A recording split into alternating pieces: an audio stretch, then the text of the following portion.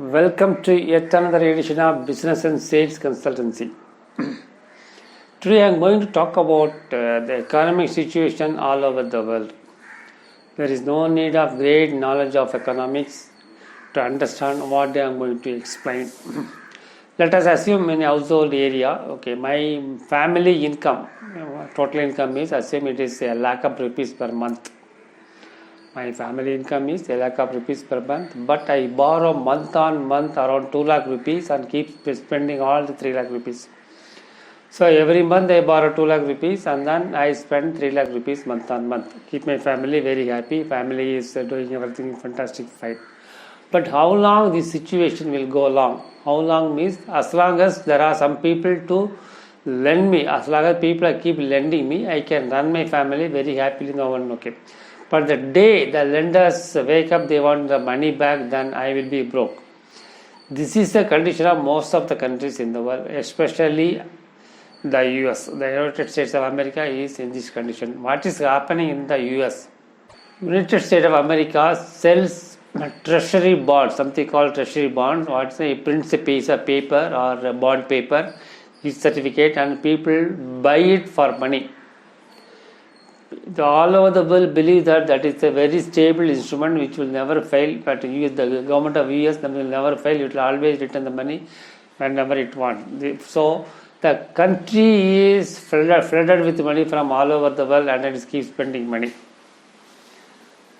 So it is total debt is more than what it can pay very easily in the near future. More than its GDP, it is I think 120% of its GDP. It is depth of, you can check it up in Wikipedia, what is the latest figure. And I saw it last time, it is 110% of its GDP.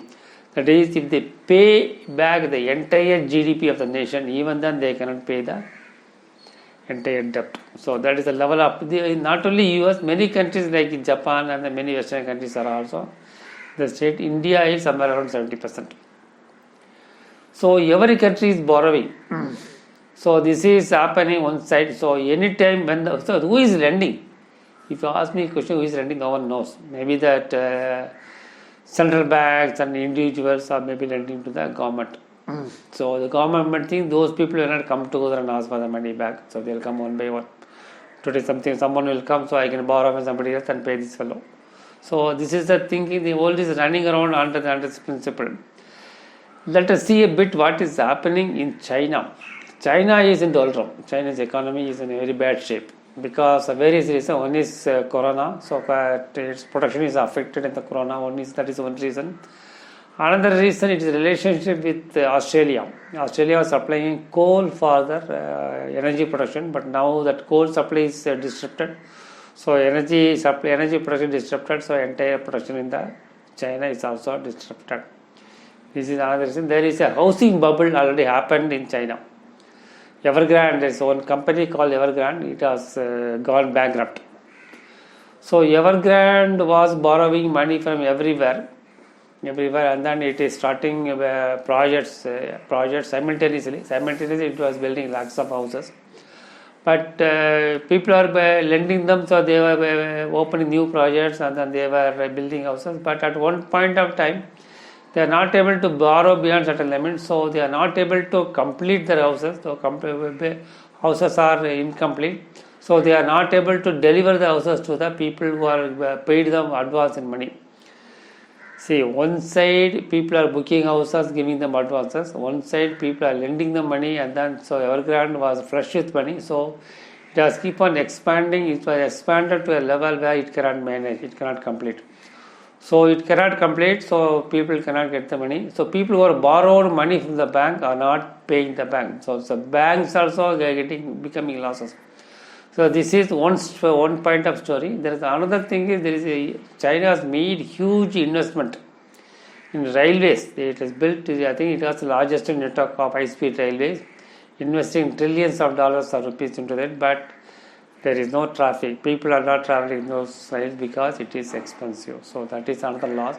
So like that, there are so many loss-making investments in this one. Another loss-making investment is EPEC. That is CPEC or something like China Economic Corridor. It was building roads connecting Europe and China.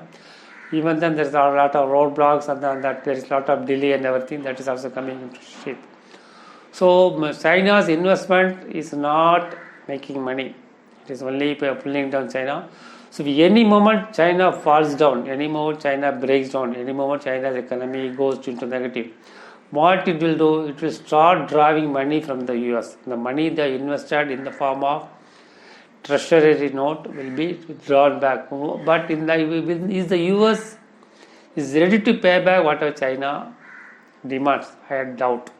So US may default China, and once US default, then everybody will try to pull the money from the US, and then US economy also may go down. So this is a possibility.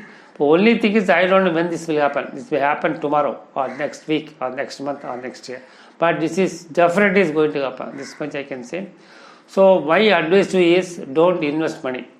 Don't spend money. Keep your savings, keep your granary, whatever full, so that you can live on winter days.